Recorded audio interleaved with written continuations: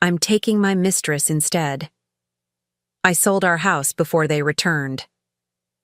In the morning, my husband texted me, "Don't go to the airport. I'm taking my secretary to the Maldives instead. She deserves this vacation more than you." The next day, I called a realtor, sold our penthouse for cash, and left the country. When they came back bronzed and happy, the house. "I'm glad to have you here. Follow my story until the end and comment the city you're watching from, so I can see how far my story has reached." I was folding Richard's shirts when my phone buzzed on the mahogany dresser. The morning light filtered through our cream silk curtains, casting that golden glow across our master bedroom that I'd always loved. 25 years of marriage, and I still took pride in keeping everything perfect for him. The shirts were crisp white cotton, still warm from the iron, and I was arranging them in his suitcase with the same care I'd shown for every business trip, every vacation, every detail of our life together. We were supposed to leave for the Maldives in 3 hours. Our second honeymoon, Richard had called it. After months of him working late, coming home exhausted and distant, I thought this trip might restore something between us. I'd spent weeks planning every detail, researching the resort, packing his favorite cologne, even buying new lingerie that made me feel foolish at 55, but hopeful nonetheless. The phone buzzed again. Richard's name appeared on the screen, and my heart did that little skip it still did after all these years. Even now, even when things felt strained between us, I loved him. I swiped to open the message, expecting maybe a reminder about our departure time or a sweet note about our upcoming getaway. Instead, I read words that shattered my world in an instant. "Don't go to the airport. I'm taking Jessica to the Maldives instead. She deserves this vacation more than you." I read it once, twice, 3 times. The words didn't change. They sat there on my screen, cold and clinical, as if he were canceling a dinner reservation instead of destroying our marriage. Jessica, his secretary, the 29-year-old with the bright smile and ambitious eyes who'd started working at his firm 6 months ago. My legs gave out. I sank onto our bed, still holding his perfectly folded shirt in my hands. The phone slipped from my fingers and clattered onto the hardwood floor, but I barely heard it. All I could hear was the rushing of blood in my ears, the sound of my heart breaking so loudly it seemed to echo off the walls. "Jessica deserves this vacation more than you." Those words played on repeat in my mind. More than me. The woman who'd supported his career for 25 years, who'd given up my own dreams of architecture to become the perfect corporate wife. The woman who'd organized countless dinner parties for his colleagues, who'd smiled and nodded through years of his subtle criticisms, who'd made his life so smooth and effortless that he'd forgotten I was even there. I looked around our bedroom, really looked at it for the first time in years. Everything was exactly as I'd arranged it. The antique vanity where I sat every morning, applying makeup to hide the exhaustion from staying up late managing our household. The walk-in closet where my clothes hung in perfect order, organized by color and season, while Richard's side looked like a hurricane had hit it because he knew I'd clean it up. The framed photos on my nightstand showed a timeline of our marriage, our wedding day, when I was 30 and believed in fairy tales. Richard at 32, devastatingly handsome in his tuxedo, promising to love and cherish me forever. Photos from various anniversaries, business functions, vacations where I'd always stood slightly behind him, smiling supportively while he commanded attention. In every single photo, I looked smaller. Not just physically, but somehow diminished. When had I become so invisible that my own husband could discard me like yesterday's newspaper? I picked up my phone with shaking hands. Part of me wanted to call him, to beg, to ask what I'd done wrong. But I already knew what he'd say, that I'd let myself go, that I wasn't exciting anymore, that Jessica was young and fresh and everything I wasn't. He'd probably been planning this for weeks, maybe months, while I'd been excitedly planning our romantic getaway. The humiliation burned in my chest like acid. How long had he been with her? How many times had he come home from late meetings with her perfume on his clothes while I waited dinner for him, worried he was working too hard? How many times had they laughed about the clueless wife at home, folding his shirts and planning vacations she'd never take? I stood up slowly, my legs still unsteady. The suitcase lay open on our bed, half packed with clothes for a trip that would never happen. At least not with me. I imagined Jessica in the resort restaurant where I'd made dinner reservations, wearing the flowing dresses I'd never have the courage to buy anymore. I imagined Richard's hands on her skin, the same hands that used to touch me like I was precious before I became just another piece of furniture in his perfectly arranged life. The worst part wasn't even the affair, it was the casual cruelty of that text message. He could have called. He could have had the decency to lie, to make up some emergency. Instead, he'd reduced 25 years of marriage to a text message that read like a business memo. Cold, efficient, final. I walked to my vanity and stared at my reflection. 55 years old, well-maintained but not young. Elegant but not exciting. I'd spent so many years trying to be the woman Richard wanted me to be that I'd forgotten who I actually was underneath all the careful grooming and people-pleasing. My phone buzzed again. Another message from Richard. "Tell the housekeeper not to come this week. We'll be gone until Sunday." Like he and Jessica were already a we in his mind. I wasn't even worth a proper explanation or apology. Just instructions about the housekeeper, as if I were his personal assistant instead of his wife. Something cold and hard settled in my chest, replacing the shock and hurt. For 25 years, I'd been the perfect wife. I'd sacrificed my career, my independence, my dreams, all to support his ambitions. I'd made his life so comfortable that he'd taken me completely for granted. I'd been so focused on being worthy of his love that I'd never stopped to question whether he was worthy of mine. I walked to my jewelry box and opened the hidden compartment where I kept my mother's pearls, the ones Richard had always said were too old-fashioned for me to wear. Hidden beneath them was something else Richard knew nothing about. A bank statement showing an account in my name only, with a balance that would have shocked him. $800,000, inherited from my father 5 years ago, and carefully invested without Richard's knowledge. He'd always handled our finances, doling out credit cards and an allowance like I was his dependent rather than his partner. He had no idea that I'd maintained my own resources, my own small rebellion against his control. I'd told myself it was just insurance, just security. I'd never imagined I'd actually need it. But I needed it now. I looked one more time at the packed suitcase, at the clothes I'd chosen so carefully for our romantic getaway. Then I unpacked every single item and put them back where they belonged. If Richard wanted Jessica to have what was mine, he was about to learn that I had a few surprises of my own. The girl he'd chosen over me might be younger and prettier, but she was about to discover that she'd won a prize that came with nothing attached, and Richard was about to learn the difference between a wife and a doormat. I picked up my phone and deleted his messages without responding. Let him wonder. Let them both wonder what I was thinking, what I was planning. They'd find out soon enough. The morning light was still streaming through those cream curtains, but everything had changed. I was no longer the woman who'd been folding shirts an hour ago, dreaming of romantic dinners and moonlit walks on the beach.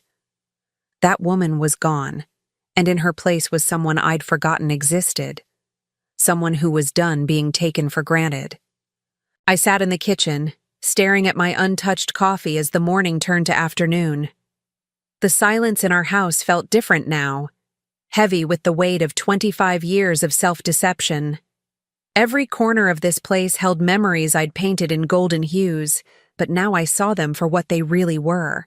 This kitchen had been my domain, where I'd created thousands of meals Richard barely noticed. The marble countertops I'd chosen so carefully, thinking he'd appreciate my taste. The commercial-grade appliances I'd requested, dreaming of cooking elaborate dinners for his colleagues, everything designed to make me the perfect hostess for his career advancement. I remembered the early years, when I still had my architecture firm.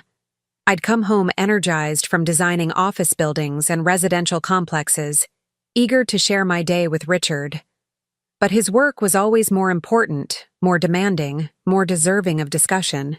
Gradually, my stories became shorter, then disappeared altogether. It was easier to listen to him talk about his cases, his clients, his triumphs. The transition happened so slowly I barely noticed it. First, it was missing one client meeting because Richard needed me at a firm dinner. Then, it was postponing a project deadline because he was stressed and needed my attention. Within 2 years of marriage, I'd restructured my entire business around his schedule. Within 5 years, I'd sold it entirely. "You don't need that stress," he'd said, stroking my hair as I cried over the contracts I was giving up. "I make enough for both of us. Focus on making our home beautiful, on supporting my career. That's more important than any building you could design." I'd believed him. I'd actually felt grateful that he wanted to take care of me financially. What I hadn't realized was that he wasn't offering to support me. He was systematically removing my independence. Every client I turned away, every project I declined, every year that passed without my name on a building's cornerstone made me smaller in his eyes. The irony was crushing now. While I was giving up my career to support his, Richard was building his reputation on the foundation of my stability. He could work late, travel at a moment's notice, take on high-profile cases because he knew I'd handle everything else. The house, the social calendar, the 1,000 details that made his life seamless. I walked to his home office, a room I rarely entered without invitation. The leather chairs smelled like his expensive cologne and the whiskey he drank when reviewing cases. His desk was covered with legal briefs and contracts, but what caught my attention was his computer screen, still open to his email. I shouldn't have looked, but I did. The emails between Richard and Jessica went back months. Not just work correspondence, but increasingly personal messages that made my stomach turn. It started professionally enough, but gradually became flirtatious, then intimate. Reading their exchanges was like watching my marriage die in real time. "Working late again tonight. Margaret won't even notice. She's usually asleep by 10 anyway. Can't wait to take you somewhere beautiful. You deserve to see the world, not just this boring office. She's not like you, Jess. She's become so. Predictable, domestic. You make me feel alive again." Each message was a knife twist, but the pattern that emerged was even more devastating than the affair itself. Richard had been systematically devaluing me in his own mind, creating a narrative where I was the problem. I wasn't exciting enough, passionate enough, young enough. I'd become a burden he was graciously bearing instead of the partner who'd made his success possible. I scrolled further back, to emails from years ago. Other women's names appeared. Not Jessica, but Sarah, a paralegal. Before her, Amanda from accounting. The details were different, but the pattern was identical. Richard discarding each woman when the novelty wore off, when they started wanting more than secret meetings and hidden affection. My hands were shaking as I closed the laptop. This wasn't just about Jessica. This was about who Richard really was, who he'd always been. I'd spent 25 years believing I'd somehow failed him, that I needed to be more interesting, more attractive, more worthy of his love. But the truth was simpler and more devastating. Richard was incapable of loving anyone more than he loved the excitement of conquest. I walked upstairs to our bedroom and opened my jewelry box again. Beneath my mother's pearls was the bank statement, but under that was something else I'd hidden for years. A letter from my father, written just before he died. I'd read it once and never again, because his words had been too painful to face. "My darling Margaret," it began in his careful handwriting, "I worry about you in that marriage. Richard is charming, but charm isn't love. Love doesn't require you to become smaller to make someone else feel bigger. Your mother and I raised you to build things, to create, to take up space in the world. Don't let anyone convince you that you're meant to be invisible." He'd seen what I'd refused to acknowledge. My father, who'd built his construction business from nothing, who'd recognized ambition and drive, had spotted Richard's fundamental selfishness immediately. But I'd been so infatuated with Richard's sophistication, his confidence, his promises of the life we'd build together, that I'd dismissed my father's concerns as old-fashioned protectiveness. My father had left me that money not as an inheritance, but as an escape route. His accompanying note was brief but clear. For when you remember who you really are. Now, sitting in the bedroom where Richard had made me feel like a guest in my own life, I finally understood what my father had seen. Richard hadn't married me because he loved me. He'd married me because I was useful. Young enough to be impressive, ambitious enough to support his career, malleable enough to be shaped into whatever he needed me to be. For 25 years, I'd tried to be worthy of him. I'd exercised religiously to maintain my figure, read his favorite authors to be interesting at dinner parties, learned to play golf because his colleagues' wives played golf. I'd turned myself inside out trying to be enough for a man who was fundamentally incapable of seeing me as enough. The worst part was how I'd participated in my own erasure. When Richard criticized my cooking, I took classes. When he suggested I was getting too comfortable in my appearance, I hired a personal trainer. When he implied that my opinions weren't sophisticated enough for his colleagues, I stopped sharing them. Every criticism had been a chisel, and I'd helped him sculpt away pieces of myself until there was almost nothing left. But not quite nothing. Hidden beneath years of people-pleasing and self-doubt was the woman my father had raised. The woman who'd built a successful architecture firm before I was 30. The woman who'd designed buildings that still stood across the state, even though Richard had convinced me they didn't matter. I walked to the window and looked out at our neighborhood. The other houses, with their perfect lawns and expensive cars, suddenly looked like an elaborate stage set. How many of the wives in those houses were living my life? How many had given up their dreams to support men who saw them as accessories rather than partners? Richard's message echoed in my mind again. She deserves this vacation more than you. The assumption that Jessica's desires mattered more than my feelings. The casual cruelty of replacing me like a broken appliance. The years of conditioning that had convinced me this treatment was normal, even deserved. But something had shifted in me. Maybe it was reading those emails and seeing myself through Richard's dismissive eyes. Maybe it was finding my father's letter and remembering who I'd been before I'd tried to become who Richard wanted. Maybe it was simply reaching the end of my capacity to accept unacceptable treatment. I wasn't going to beg Richard to choose me over Jessica. I wasn't going to fight for a man who'd already decided I was disposable. I wasn't going to waste another moment trying to prove my worth to someone who was fundamentally incapable of seeing it. For the first time in decades, I was going to choose myself. I opened my laptop and began researching something I'd never imagined I'd need to know: how to quickly liquidate assets and disappear. The house, the joint accounts, the life we'd built together. It was all going to change. Richard thought he held all the cards, but he'd forgotten something crucial. My name was on everything that mattered, and I was done being invisible. The documents were spread across my kitchen table like pieces of a puzzle I'd never bothered to solve. Property deeds, insurance papers, bank statements. 25 years of paperwork that Richard had always handled while I focused on being the perfect wife. Now, for the first time, I was reading every single page with the attention I should have given them years ago. What I discovered made my hands tremble. The house, our beautiful colonial with its manicured gardens and impressive facade, was solely in my name. I stared at the deed, reading it 3 times before the reality sank in. During the mortgage application process back in 2003, Richard's credit had been temporarily damaged by a client's defaulted payment. His lawyer had suggested putting the property in my name to secure better terms, with the understanding that we'd transfer it to joint ownership later. We never did.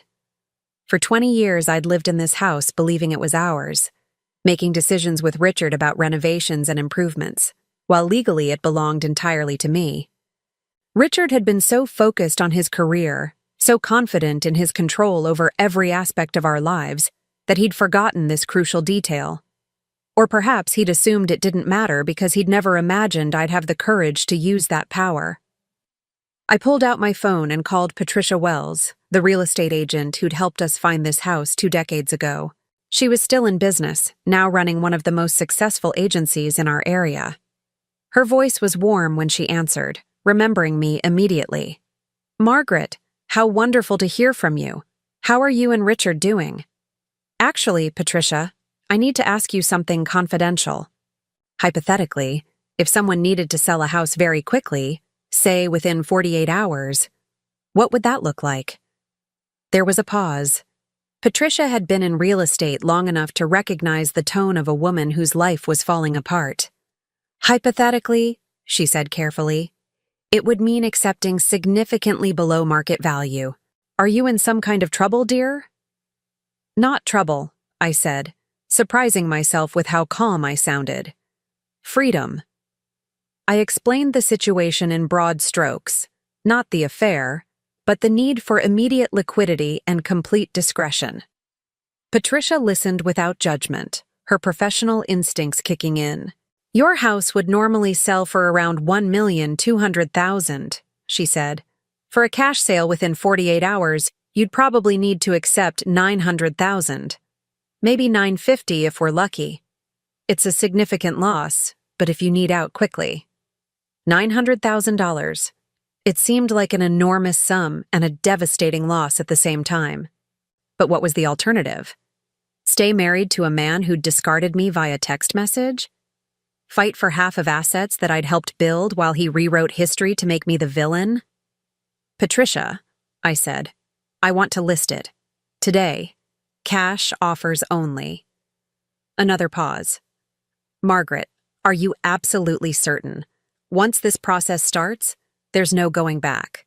And Richard, does he know?" "The house is in my name only," I said. "I checked the deed twice. Richard's signature isn't required." I could almost hear Patricia's sharp intake of breath. She'd been in real estate long enough to see messy divorces, but this was different. This was a woman taking nuclear action before the war had even been declared. "I'll be there in an hour," she said. "And Margaret? Whatever Richard did, he's an idiot." While I waited for Patricia, I opened my laptop and logged into our joint checking account. Richard had always handled the finances, giving me a credit card and an allowance like I was his teenager daughter rather than his wife. But I'd paid attention over the years, and I knew exactly how much we had and where it was. The checking account held $35,000. Our savings account had another $60,000. There was also a money market account with $40,000 that Richard thought I didn't know about. All of it was in both our names, which meant I had every legal right to access it. I transferred every penny to my private account. It felt like the first truly rebellious thing I'd done in my entire marriage. For 25 years, I'd asked permission for every purchase, justified every expense, lived within the boundaries Richard had set for me. Now I was taking back resources I'd helped earn through my unpaid labor as his personal assistant, housekeeper, social coordinator, and emotional support system. My phone buzzed. Another message from Richard. "Hope you're not sulking. This is good for both of us. You can finally stop pretending you enjoy travel." The casual cruelty of it took my breath away. Not only had he replaced me, but he was rewriting our history to justify it. All those trips where I'd planned every detail, researched restaurants and attractions, packed and unpacked for both of us, now I was the one who'd never enjoyed traveling. All those times I'd bitten my tongue when he'd criticized my choices or dismissed my preferences, now I was the one who'd been pretending. I deleted the message without responding. Let him enjoy his romantic getaway with Jessica. Let them toast their bright future over champagne I'd helped pay for. They'd have plenty of time to celebrate before they realized what was waiting for them at home. Patricia arrived exactly 1 hour later, a whirlwind of efficiency and empathy. She was in her 60s now, her hair silver instead of the blonde I remembered, but her eyes were as sharp as ever. She took one look at me and pulled me into a hug. "Whatever's happening, "You're doing the right thing," she said firmly. "I can see it in your face. You look terrified and determined, which is exactly how a woman should look when she's saving herself." We walked through the house together, Patricia taking photos and making notes while I pointed out the improvements Richard and I had made over the years. The kitchen renovation that had cost $40,000, the master bathroom with its marble shower and soaking tub, the finished basement that Richard used as his man cave, complete with a bar and home theater system. "This is a beautiful home," Patricia said as we finished the tour. "Any couple would be lucky to live here. It's going to break my heart to see it sell for less than it's worth." "It's just a house," I said, and meant it. "I'd rather be free than rich." She squeezed my hand. "I know several investors who buy properties like this for renovation and resale. They pay cash and move fast. Let me make some calls." Within 3 hours, Patricia had 2 serious offers. The first was for $875,000, available for closing within 5 days. The second was for $900,000, with closing scheduled for the next afternoon. I chose the second option without hesitation. "Are you sure you don't want to wait and see if we can get a better offer?" Patricia asked. "I know this feels urgent, but even another day might—" "No," I interrupted. "Tomorrow afternoon. I want this done before they come back from their trip." That evening, I began the process of erasing myself from the life I'd built with Richard. I called our housekeeper, Maria, and told her to take the week off with pay. I couldn't bear the thought of her arriving to find the house empty and wondering what had happened to the family she'd served for 8 years. I went through our photo albums, taking only the pictures of myself before marriage and a few family photos with relatives who were mine, not Richard's. Everything else, our wedding pictures, vacation photos, images of dinner parties and corporate events, I left exactly where they were. Those weren't memories of my life. They were documentation of my performance as Richard's wife. In our walk-in closet, I packed only the clothes that felt like me. Not the conservative suits Richard preferred for corporate events, or the cocktail dresses he'd chosen for firm parties, but the casual clothes I wore when he wasn't around. Jeans and sweaters, comfortable shoes, the flowing skirts and colorful blouses I'd gravitated toward before I'd learned to dress like an extension of his professional image. I found myself standing in front of my vanity, looking at the jewelry Richard had given me over the years. The tennis bracelet for our 10th anniversary, the diamond earrings for my 40th birthday, the necklace he'd surprised me with after his biggest case win. Beautiful pieces, all of them, but they felt like shackles now. Symbols of a transaction rather than gifts of love. I left them all in their velvet boxes. The only jewelry I took was my mother's pearl necklace and the simple gold locket my grandmother had given me when I graduated college. Pieces that belonged to my history, not my performance. The hardest part was writing the note. I must have started it 20 times, trying to find words that would explain 2.5 decades of growing disappointment, the slow erosion of my sense of self, the moment when his casual cruelty had finally shattered my willingness to accept the unacceptable. In the end, I kept it simple. "Richard, I hope you and Jessica enjoy the Maldives. You're right. She probably does deserve that vacation more than I do. By the time you read this, I'll be starting my new life. Don't look for me. There's nothing left to discuss. The house has been sold. All joint accounts have been closed. I've taken only what belongs to me. I hope you find what you're looking for. I finally have. Margaret." I left the note on his pillow, right where he'd left his phone countless nights when he'd come home late from work meetings that I now knew were dates with other women. The closing was scheduled for 2 o'clock the next afternoon. By 3 o'clock tomorrow, I would no longer be Mrs. Richard Henley, suburban wife and professional hostess. I would just be Margaret again, for the first time in 25 years. The woman who was about to emerge from the ashes of this marriage wasn't the broken, submissive creature Richard thought he was abandoning. She was the architect who'd once designed buildings that changed skylines. The woman my father had raised to take up space in the world. And she was done being invisible. The closing took place in a sterile conference room that smelled like coffee and legal documents. I sat at one end of a polished table, facing Mr. and Mrs. Chen, the investors who were buying my house. They were a quiet couple in their 50s, clearly experienced in these types of transactions. They asked no personal questions, offered no sympathy, and treated the purchase like the business transaction it was. Patricia sat beside me, occasionally squeezing my hand when the reality of what I was doing threatened to overwhelm me. Across from us, the buyer's attorney shuffled through paperwork while their accountant verified wire transfer details. Everything was moving with the efficient precision I'd requested, but sitting there felt surreal. 20 years of memories reduced to signatures on legal documents. 20 years of mortgage payments, property taxes, and careful maintenance ending with the scratch of a pen across dotted lines. But with each signature, I felt lighter. Each page that transferred ownership away from me was another chain broken, another piece of Richard's control over my life dissolved. "The wire transfer has been confirmed," the buyer's attorney announced at 2:45. $900,000 has been deposited into the account ending in 7439. $900,000.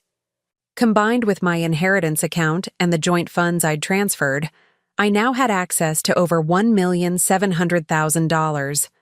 More money than I'd ever imagined having control over, and certainly more than Richard knew I possessed. "Congratulations," Mrs. Chen said as we stood to leave. "I hope your fresh start brings you everything you're looking for." Fresh start. The words felt like a benediction. Patricia drove me back to what had been my house one last time. The new owners wouldn't take possession until Monday, giving me the weekend to finish my preparations. But standing on the front porch, looking at the home where I'd spent my entire adult life, I felt no nostalgia, only relief. "Where will you go?" Patricia asked as we stood in the foyer. The house already felt different, emptied of its power over me. "Tuscany," I said, surprising myself by speaking the dream aloud. "I've always wanted to see the hill towns, maybe rent a villa for a few months while I figure out what comes next." Patricia smiled. "That sounds perfect. And Margaret? When Richard comes home and realizes what you've done, he's going to try everything to track you down. Are you prepared for that?" I was. That morning, I'd met with Thomas Chen, my private banker, to set up offshore accounts and international wire capabilities. I'd applied for expedited passport renewal. I'd researched extended stay visas for Italy. Every detail had been planned with the same meticulous care I'd once devoted to Richard's dinner parties. "He can try," I said. "But I'm not the same woman who was folding his shirts 3 days ago." That evening, I made one final tour of the house, saying goodbye to the life I was leaving behind. In the kitchen where I'd prepared thousands of meals, I left a bottle of Richard's favorite wine with a note attached, "For your celebration." In his office, I placed the financial documents showing the closed accounts where he'd be sure to find them. I wanted him to understand exactly what had happened, and exactly who had done it, but the real message was in my absence itself. Richard had spent 25 years teaching me that I was replaceable, forgettable, unworthy of basic respect. Now he would learn what life looked like when I actually disappeared. I slept that night in a hotel near the airport, my suitcases packed with only the essentials for starting over. The bed felt unfamiliar, but not uncomfortable. For the first time in decades, I wasn't lying awake wondering if Richard was really working late, or if I'd failed him somehow. I wasn't planning his schedule or worrying about his needs or trying to anticipate his moods. I was thinking about myself, about the woman I'd been before marriage, and the woman I might become now that I was free to discover her again. My phone had been buzzing intermittently with calls from numbers I didn't recognize. Richard must have realized something was wrong when I didn't answer his messages from the Maldives. But I'd already changed my number and forwarded my mail to a service that would hold everything until I decided what I wanted to keep from my old life. The next morning, I boarded a flight to Florence with nothing but carry-on luggage and a heart that felt lighter with every mile between me and the life I was leaving behind. As the plane lifted off, I looked down at the Connecticut landscape where I'd spent half my life trying to be someone else's idea of perfect. I'd spent the flight researching properties in Tuscany, virtual touring villas and apartments online. By the time we landed in Italy, I'd found what I was looking for: a restored farmhouse outside Montalcino, available for a 6-month rental. It had stone walls, a terrace overlooking rolling vineyards, and most importantly, no history of disappointment or compromise. The property manager, a warm woman named Francesca, met me at the villa with keys and a bottle of local wine. The house was even more beautiful than the photos suggested. Afternoon light streamed through tall windows onto terracotta floors. The kitchen was rustic but well-equipped, designed for someone who cooked for pleasure rather than obligation. The master bedroom had French doors that opened onto a private terrace where I could see nothing but olive groves and sky. "Is beautiful, yes?" Francesca asked as we completed the tour. "You will be happy here, I think. The house, she welcomes women who are finding themselves. Finding themselves. As if this process was common enough that the house had developed a specialty. I wondered how many other women had stood on this terrace, looking out at the Tuscan countryside while rebuilding their lives from scratch. That first evening in my new temporary home, I opened the wine Francesca had left and walked out onto the terrace as the sun set behind the hills. The silence was profound, not the tense quiet of a house where conversation had died, but the peaceful stillness of a place where I could finally hear my own thoughts. My phone showed several missed calls from Connecticut numbers, probably lawyers or friends who'd heard about the house sale.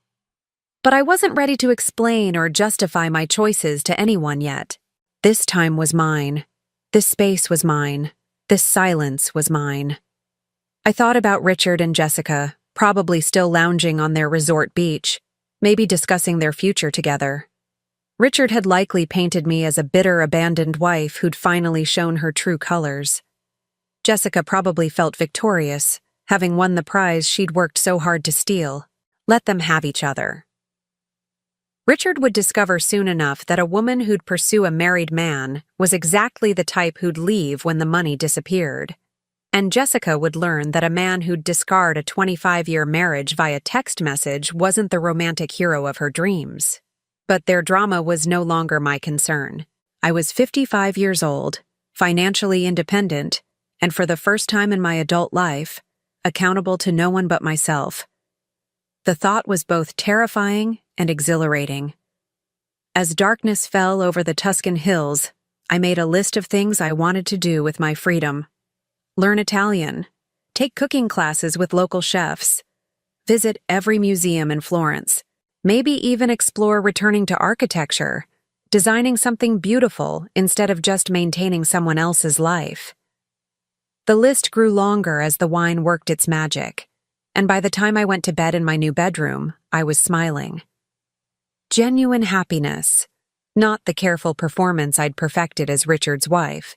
Tomorrow, Richard and Jessica would return from paradise to discover exactly what I'd built while they were celebrating my replacement. But tonight, I was exactly where I belonged, in a beautiful place, answering to no one, with nothing but possibility stretching ahead of me. For the first time in 25 years, I fell asleep excited about what the morning might bring. I'd been in Tuscany for exactly 1 week when my old phone, the one I'd kept but silenced, finally rang with a call I answered. Not from Richard, but from Patricia. "Margaret," she said, her voice tight with barely contained amusement. "You need to hear this. Richard came to my office this morning." I was sitting on my terrace with morning coffee, watching the mist rise from the vineyards below. The call felt like an intrusion from another world, but I was curious despite myself. "Tell me," I said, settling back in my chair. He was. Patricia paused, searching for words. I've never seen a man so completely unhinged. He stormed into my office demanding to know where you were, threatening to sue me for participating in an illegal property sale. His face was this horrible red color, and he kept pacing around my office like a caged animal. I could picture it perfectly.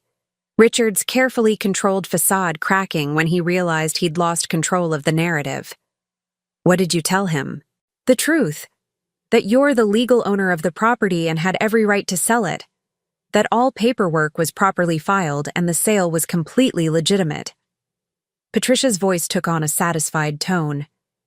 He kept screaming about how I'd helped you steal his house, and I finally had to remind him that his name wasn't on the deed. You should have seen his face when that sank in. I sipped my coffee, feeling oddly detached from the drama unfolding back in Connecticut. Did he say anything about Jessica? A long pause. That's the interesting part. He came alone, and when I asked about his vacation, he got this look. Margaret, I don't think his romantic getaway went as planned. Of course it hadn't. I'd known women like Jessica my entire life. Ambitious, calculating, always looking for the next opportunity. The moment she'd realized Richard wasn't the wealthy, powerful man she'd thought she was seducing, she would have started planning her exit strategy. He demanded your contact information, Patricia continued. When I refused, he threatened to have me investigated for ethics violations. I told him to call the police if he thought a crime had been committed. He stormed out, but not before telling me this wasn't over. After Patricia hung up, I turned off the phone completely. Whatever Richard was planning, whatever legal threats he was making, none of it could touch me here. I'd covered every detail, consulted with lawyers who specialized in asset protection, and made sure every action I'd taken was completely within my rights. But Richard's anger wasn't really about the legality of what I'd done. It was about the complete destruction of his carefully constructed world. For 25 years, he'd controlled every aspect of our marriage, from finances to social scheduling to how I presented myself in public. He'd trained me so thoroughly to seek his approval that he'd forgotten I'd ever been capable of independent thought. 3 days later, my Italian phone, a new number only Francesca and my banker knew, rang at 8 in the morning. The caller ID showed an international number I didn't recognize. Margaret. Richard's voice was hoarse, stripped of its usual commanding tone. We need to talk. I should have hung up immediately. But there was something in his voice I'd never heard before. Genuine desperation. And I found myself curious about what version of Richard would emerge when his charm and control were stripped away. How did you get this number?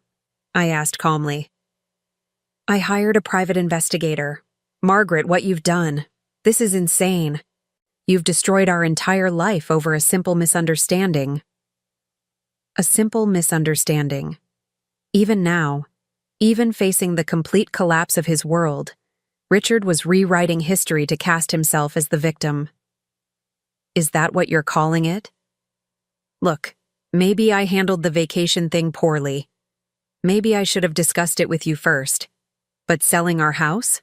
Emptying our accounts? This is vindictive and cruel, and it's not like you. Not like me. He was right about that. The woman he'd trained to absorb his criticism and accommodate his selfishness would never have fought back this way. But that woman was gone, and in her place was someone he'd never bothered to know. Where's Jessica? I asked. The silence stretched so long I thought he might have hung up. Finally, he spoke, and his voice was flat. She left. The day we got back and found. Everything. She said she couldn't be with someone who'd let his wife destroy him like this. I almost laughed. Jessica had revealed her true nature exactly as I'd predicted.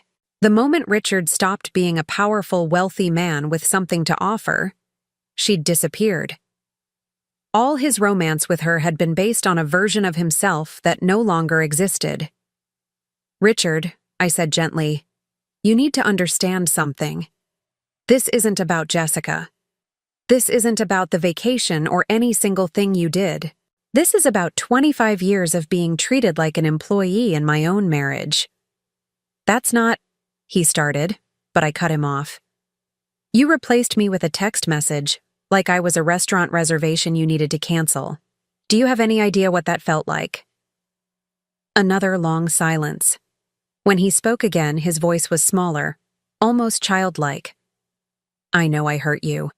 But Margaret, you have to come back. I can't. I don't know how to fix this without you." And there it was. Not an apology for how he'd treated me, not recognition of my worth as a person, but a practical plea for me to return and solve his problems. Even in his desperation, Richard couldn't see me as anything more than a resource to be managed. "I'm not coming back," I said firmly, "and I'm not going to help you clean up the mess you made." "But what am I supposed to do?" The question came out as almost a wail.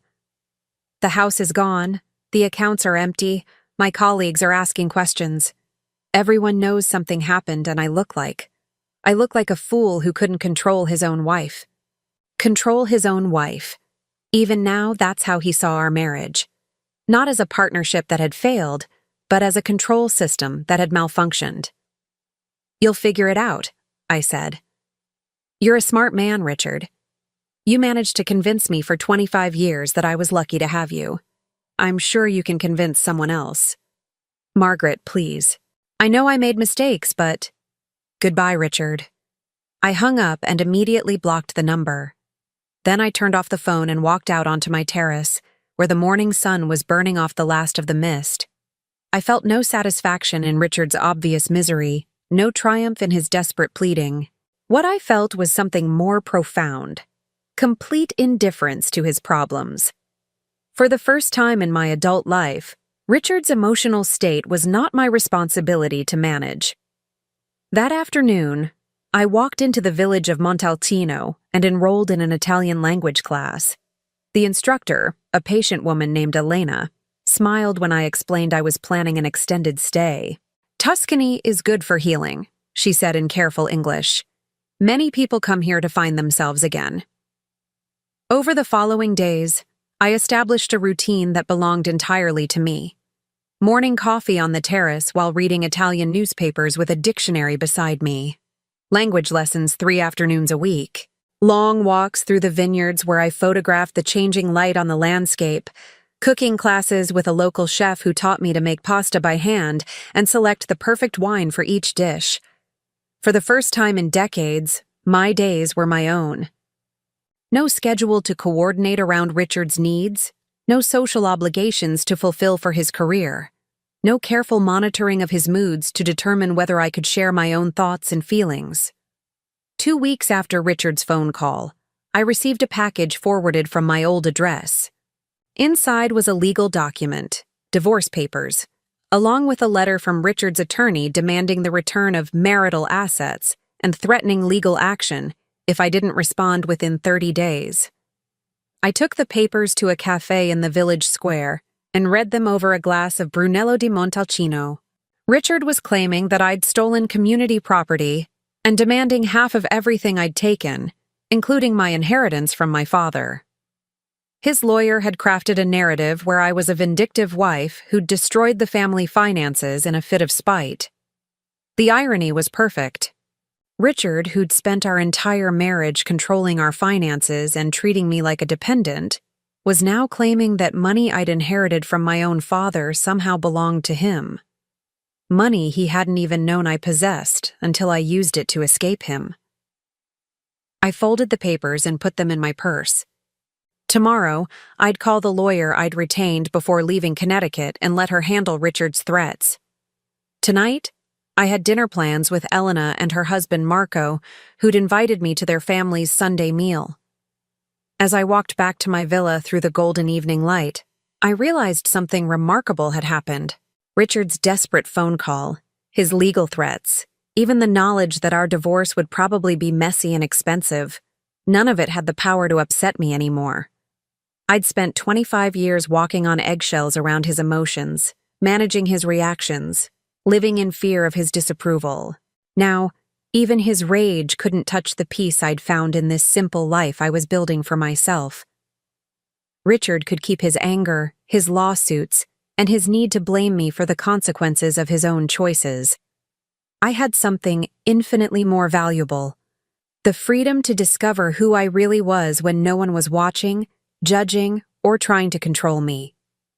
And that freedom, I was learning, was worth every penny it had cost me to buy it. 8 months later, I barely recognized the woman I'd been when I'd first stepped off that plane in Florence.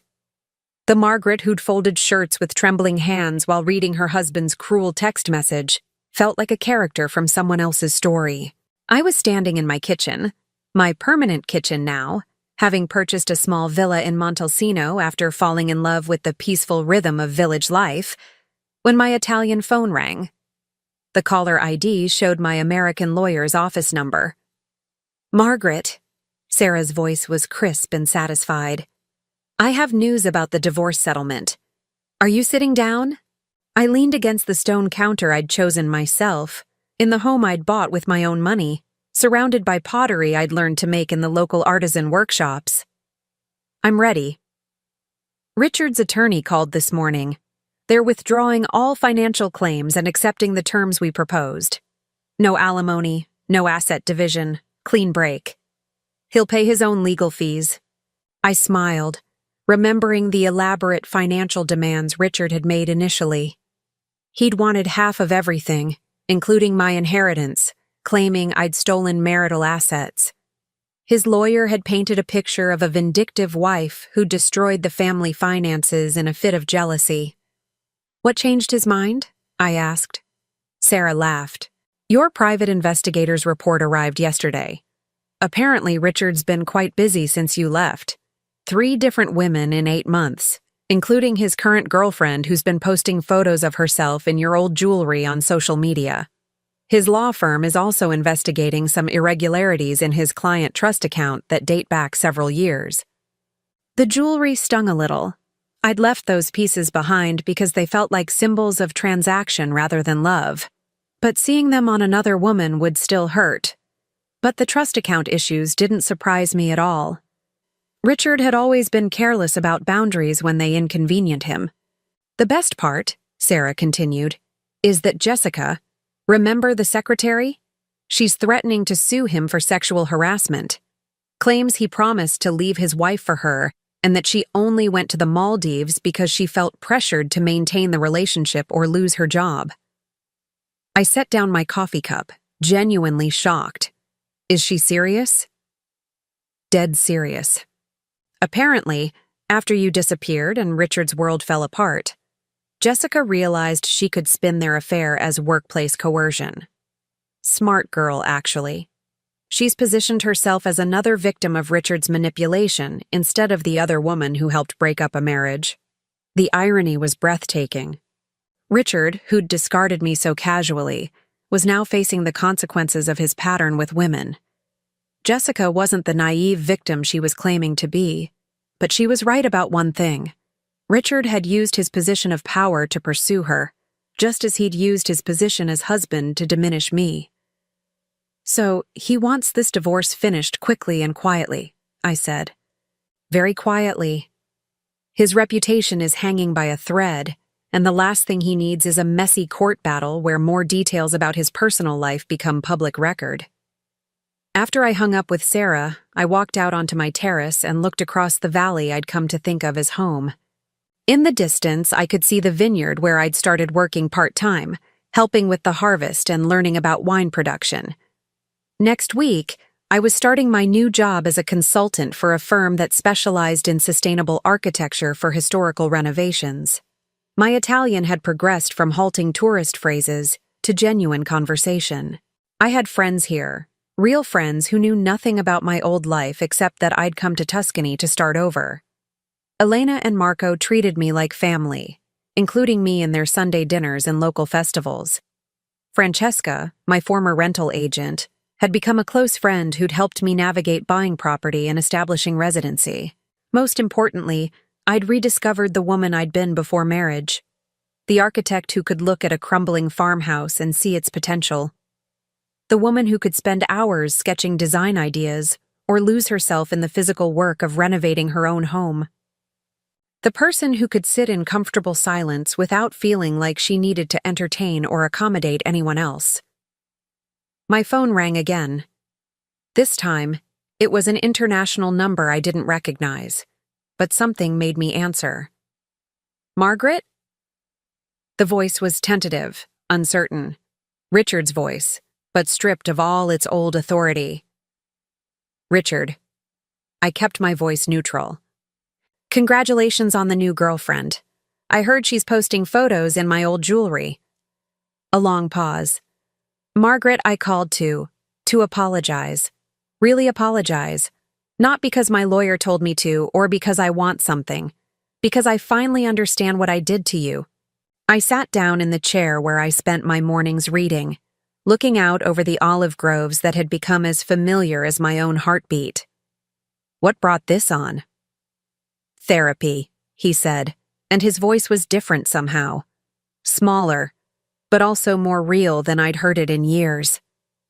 Court-mandated, actually. Part of the settlement with Jessica. But the therapist. She made me look at patterns in my behavior that I'd never wanted to see. I waited, curious despite myself. I treated you like an employee, he said slowly, as if the words were difficult. For 25 years, I treated the woman I married like she was staff. I criticized you, controlled you, dismissed your thoughts and feelings. I made you smaller so I could feel bigger. The admission was so unexpected, so unlike the Richard I'd known, that I felt tears prick my eyes. Not tears of sadness or forgiveness, but tears for the woman I'd been who'd needed to hear those words for so long. And then, he continued, when you finally stopped accepting that treatment, I told myself you were the problem, that you were vindictive and cruel instead of just done. Yes, I said simply. I was done. I know I have no right to ask this, but are you happy? Really happy? I looked around my terrace, at the herbs I was growing in terracotta pots, at the easel where I'd started painting again for the first time since college, at the table where I'd eaten breakfast alone for 8 months without feeling lonely once. I'm more than happy, I told him. I'm free. I'm glad, he said, and he sounded like he meant it. I destroyed the best thing in my life because I was too stupid and selfish to recognize what I had. You weren't stupid, Richard. You were exactly who you chose to be. Another long silence. Finally, he said, Will you ever forgive me? I considered the question seriously. Forgiveness wasn't about Richard deserving it or earning it. It was about me choosing to release the last ties that bound me to our shared past. I forgive you, I said. But I don't want to rebuild any kind of relationship with you. This conversation is closure, not a beginning. I understand. His voice was thick with emotion. Margaret? For what it's worth, leaving you was the biggest mistake of my life. No, I said gently. Leaving me was the best thing you ever did for me. After I hung up, I sat on my terrace as the sun set behind the hills, painting the sky in shades of gold and rose that I'd learned to capture in watercolor. Richard's apology had been genuine, I believed, but it didn't change anything fundamental about my new life. I'd needed to escape him to discover that I didn't need anyone's approval to be worthy of love and respect. I'd needed to lose the life we'd built together to realize that it had never really been my life at all. It had been a performance I'd given for an audience of one who'd never appreciated it anyway. The next morning, I drove to Florence to meet with my new business partner, an Italian architect who specialized in sustainable restoration. We were proposing to transform a 15th-century monastery into a retreat center for artists, preserving the historical integrity while making it fully accessible and environmentally sustainable. As I spread our plans across the conference table, explaining my vision for integrating modern conveniences with medieval stonework, I felt the deep satisfaction of using my talents for something meaningful, not managing someone else's life or smoothing someone else's path, but creating something beautiful that would outlast us all. That evening, I called my lawyer one final time. Sarah, when the divorce papers are finalized, I want you to send me a copy, not for my files, but because I want to frame the signature page. She laughed. That's the first time I've heard that request. It's not about celebrating the end of my marriage, I explained. It's about celebrating the beginning of everything that came after. As I hung up and began preparing dinner in my own kitchen, in my own home, in my own life, I realized that Richard had been wrong about one thing in his text message all those months ago. Jessica hadn't deserved that vacation more than me.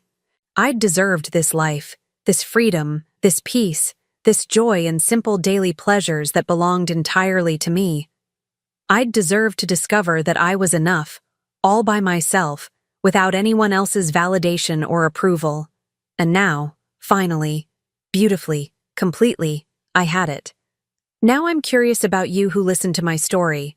What would you do if you were in my place? Have you ever been through something similar? Comment below, and meanwhile, I'm leaving on the final screen 2 other stories that are channel favorites, and they will definitely surprise you. Thank you for watching until here.